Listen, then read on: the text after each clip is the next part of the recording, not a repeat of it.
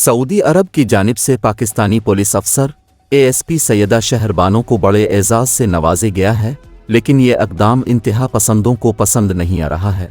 पाकिस्तान में इंतहा पसंदों का सोचने का नज़रिया अलग है। इस वजह से पाकिस्तान में क़दामत पसंद और मजहबी इंतहा पसंदी की वजह से आम शहरी की ज़िंदगी महफूज नहीं रही है।